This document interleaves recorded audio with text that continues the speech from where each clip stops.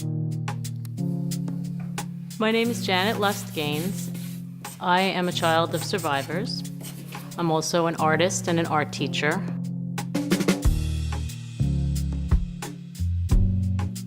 When I heard about the opportunity for students to come here, meet with Irving, and be introduced to survivors, I was very intrigued by the learning possibilities.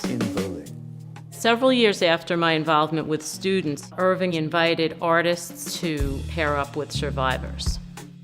Just by chance, I met Ethel. I had spoken to Irving about showing my work here on My Mother's Story, a series called Daring to be Defiant. The day I was bringing the work here, I heard Ethel speaking to a group of youngsters, and it really made a strong impression on me. The name of the piece is Driven by Raw Fear, I Ran. And that was a quote that Ethel gave to me when she was describing her story. And I thought, it's very eloquently put, and that really captures what she was experiencing.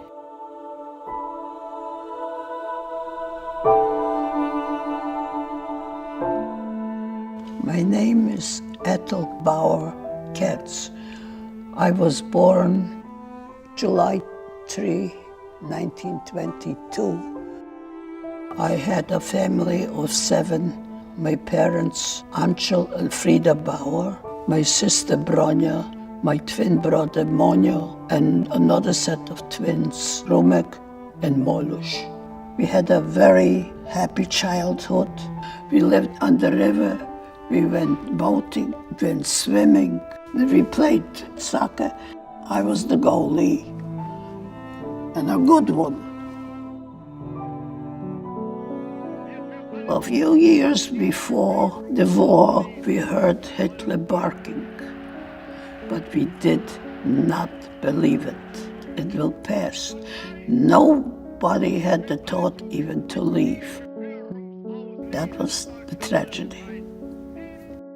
Hitler marched in, and the atrocities began immediately. The first victim was the big synagogue. They pulled out all the holy books and threw it in the river and killed 100 Jews. We had nowhere to go. The fall is coming. It's cold, it's raining, it's drizzling. We found our way back to our farmhouse. By that time, the German forces were crumbling already, and we hoped to survive. We heard planes, 1 plane, another plane, 5 planes for several days.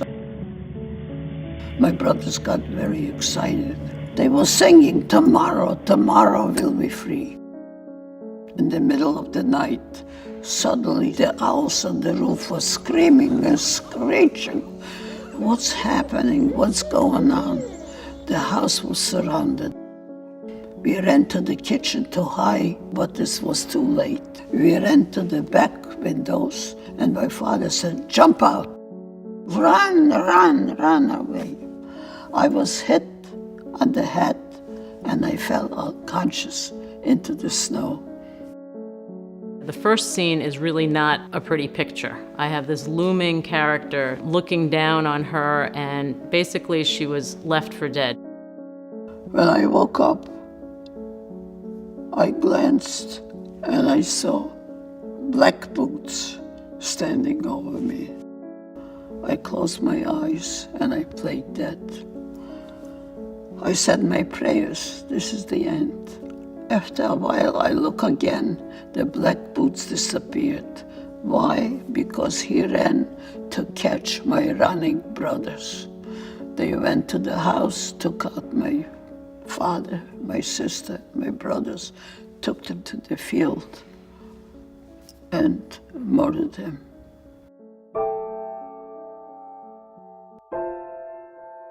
I got up. I was barefoot. I was in a cotton little dress. Where should I go? Where should I run? I look around. Where? God, where should I go? I was really taken by her description of how she just had this will to run. And I was trying to really capture her sense of being alone. And she really ran for her life following this brutal murder of her family. Then suddenly in the distance I see 3 figures. My God, the murderers found me. They followed me after my footsteps in the snow. No choice, I just collapsed in the snow and urged God for a miracle. And then in the final panel, when she collapses and awoke to these mystery figures who were coming towards her. And she didn't know at that point if they were her killers or her saviors. They come closer and I see death was crunching towards me. I just was with my head at my knees. I didn't see them even. They came over, they pulled me out, and they recognized me. They were Polish youngsters. They remembered me, remembered my brothers and my father. They were my rescuers.